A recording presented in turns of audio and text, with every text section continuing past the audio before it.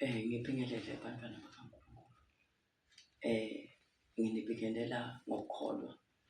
ekujuleni kwenhliziyo yami nangeluthando uNkulunkulu lanalo ngami. uNkulunkulu uneluthando lolukhulu ngathi noma sihamba endleleni siba neluvalo ngoba nathi vela timo tivuka timo. Ngiyanibingelela egameni laJesu Kristu waseNazaretha. Ngifuna kusho ukuthi nangabe tivuka timo kuvuka neluvalo. Uma athi umhlabeleli uvalo lwami lwaphela,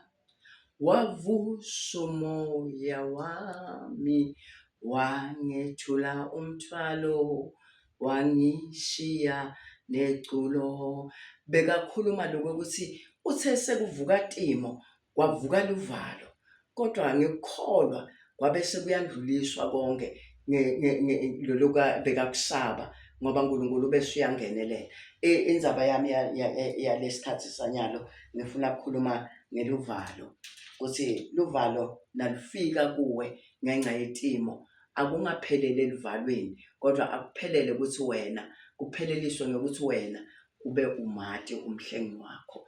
ube uyamati lohamba naye ngoba uma luvalo lutawuqinzetela kusho ukuthi utawuhluleka endleleni. Sitha sitakumangalela kuNkulunkulu lokho ukuthi wena sewuneluvalo. Sitha siyakwati lapho thina sesihluleka khona, sitha siyakwati ma-weaknesses ethu, sitha siyakwati. Manje uma avuka ema-weaknesses ethu kufanele thina sibe sesiyawabalekela, sivukele kuJehova lokho ukuthi ngibambe ngesandla Nkosi ungiwelise kunaso isimo lengibukane naso. Ngifuna ukukhuluma lana ngencwadi ethi Kronike yesibili chapter 20 lapho uJehoshafati ikhuluma ngendzaba ukuthi kwafika simo lesithunyelwa inkosi yase-Asiriya.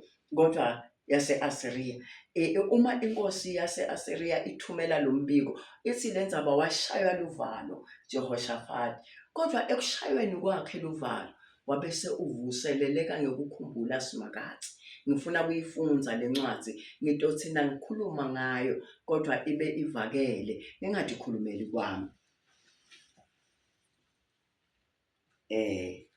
Tikronike yesibili chapter 20 verse 1 to 3. Ndafunza verse 1 to 3 ngibe sengifunza lapha na verse 14, ngifunze na verse 17, ngifunze na verse 20. Kwathi emva kwesikhathi emaMowabi nema-Amoni kanye nebangani bawo eMahuni bahloma bayawuhlasela Jehoshafati.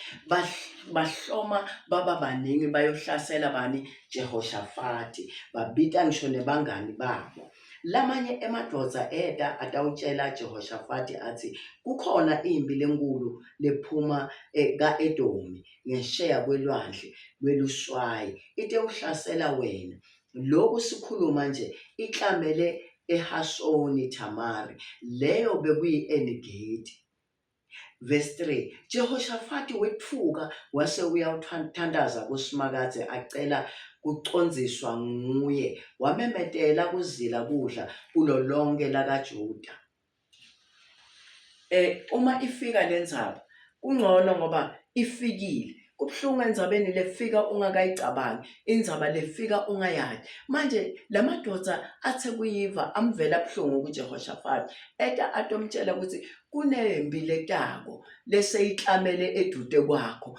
vuka usukume. Jehoshafati ithi indzaba washaywa luvalo. Lolu valo lwamshaya wabese ukhumbula kuya kuSimakade ukuthi aqondziswe nguye, wamemetela nekuzila. Uma sikhuluma ngekuzila nyalo nguJanuwari, bantu labaningi bayazila babamba inkonzo tema 21 days. Lomunye akakwati nokuthi le nkonzo uyibambeleni. Le nkonzo uyibamba nje akakwati nokuthi isho ukuthini. January to December, it's a year ahead. Uma ngabe uyibamba le nkonzo ye-21 days, awulinzeli ukuthi wena kunetinto lotasinethi na ucedza i-21 days bese tithi boom, sewuthole imoto, sewuthole umsebenzi. No, it's about wena ukuthi njengoba uzilile ubukane naNkulunkulu ubuso nebuso watithoba ngoba umuntu lozilile uyehla atithobe kunetinto lekangatendi uba nelivalo ngisho namacabanga akukhuluma kabi nemuntu uba ngumuntu lotithobako abe ngumuntu lowenda kahle uma wende lokho kusuke wende lokho ukuthi uNkulunkulu athinseke ngawe akubuke umnyaka wonke kunetinkinga lotawubhekana nato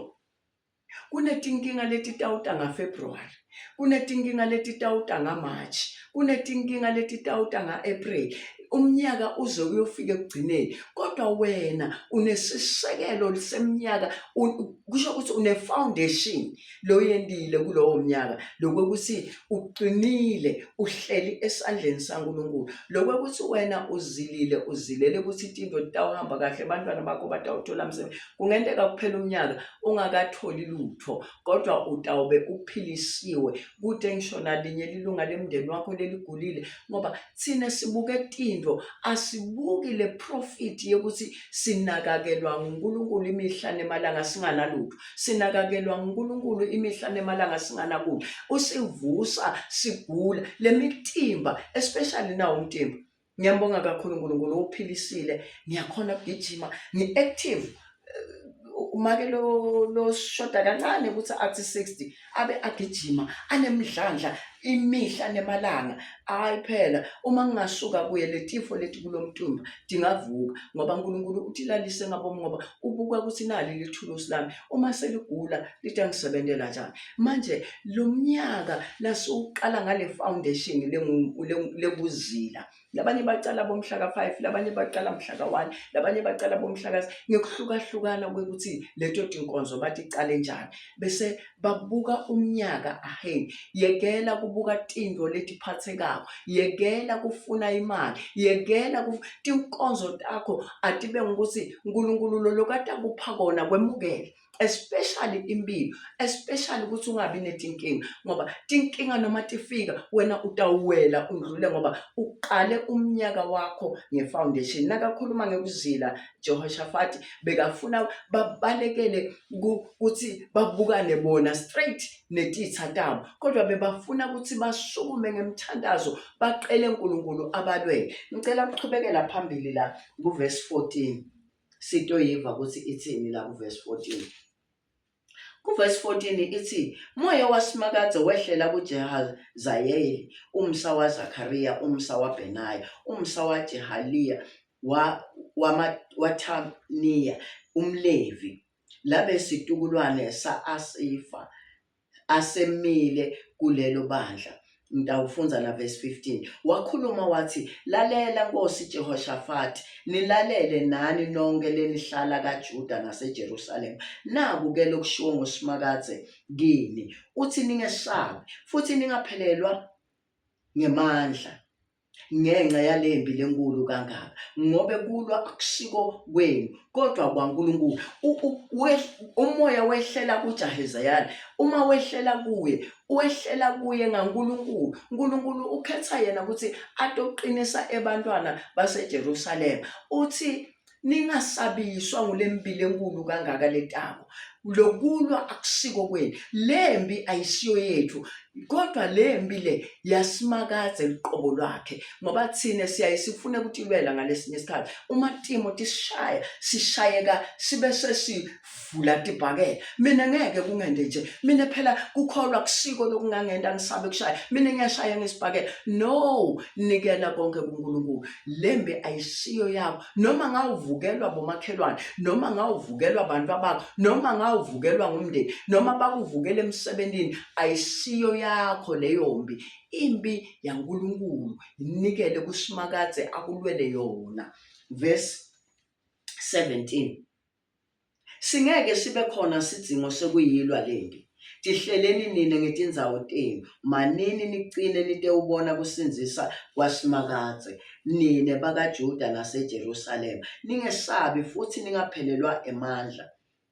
uthi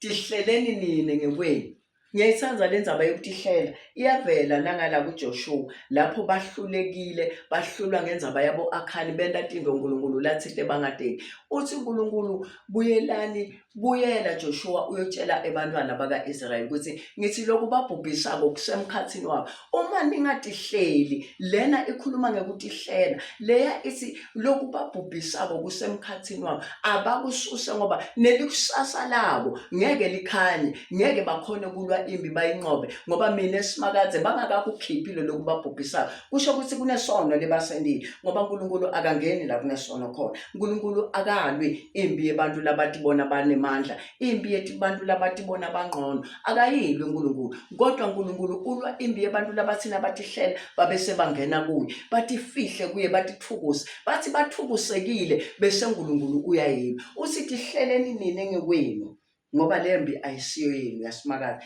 cinane nibe nemandla asicineni bazalwane nanamuhla bukelani ukuthi kwentekani emhlabeni siyathuka siyasaba kuningi kusaba kwethu kodwa mina ngifuna kusho namhlanje ukuthi tihlele mzalwane wami nami angitihlele sitihlele silibandla sitihlele sisemakomitini sitihlele sisebantwini sitihlele noma sekuvukile uma sitihlela uNkulunkulu buka tinhlitiyo tethu ukuthi njengoba sithi siyatihlela leti inhlitiyo tiyamthemba yini Simakadze ukuthi utayilwa leni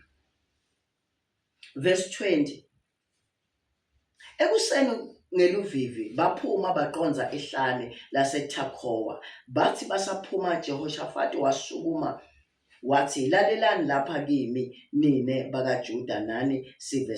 saseJerusalem kholwani Simakadze uNkulunkulu wethu nitawusimama kholwani lokho labakushoko baprofeti bakhe nitawuphumelela asithembeni sihlale nanamhla bayakhuluma abaprofeti bayacwayisa ukuthi hey wena phuma lapho ngoba la sewungene khona akusiko uNkulunkulu la sikhuluma ngetinceku sikhuluma ngelibandla sikhuluma ngebantu labamele umhlaba sikhuluma ngeparlamente sikhuluma ngepresident sikhuluma ngemasekela sikhuluma ngemakomiti sikhuluma ngemhlaba wonke longamelwe sono umhlaba wengamele sono sona sikhulile emhlabeni kodwa nangabe thine sihluleka kushiya sono sibuyele uNkulunkulu kuningi lokusatakwendeka sitawuhluleka vele endleleni ngeke size sikhona asitihleleni sine ngekwethu nami ngiyafisa ukuthi uNkulunkulu angiside ngitihlele ngiyafisa ukuthi uNkulunkulu aliside libandla litihlele ngiyafisa ukuthi netinceku letinye ngathi dingatihlela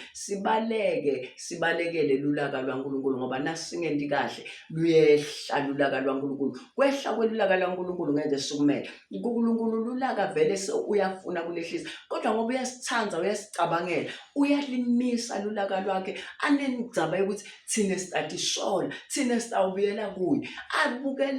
abukelele akhanze ukuthi sisatibona singcono sitibona sikhona konke umhlaba lo sesowethu sitha siyabusa emhlabeni kuningi lesikuhlelayo uma ubuka kulamanye amabandla sekushaya uNkulunkulu ngathi kusemadlotini ubone ukuthi sathana uyabusa ene akafuni kusale lutho asiqaphele sicaphelisise ukuthi sisahamba ngendlela uNkulunkulu ayithandayo sicaphelisise ukuthi leli vangeli lisasengilo yini lelifunwa uNkulunkulu noma sithine sesiyaliguqulela silenda lethu haleluya asiqaphele nami ngiqaphele nawe iqaphela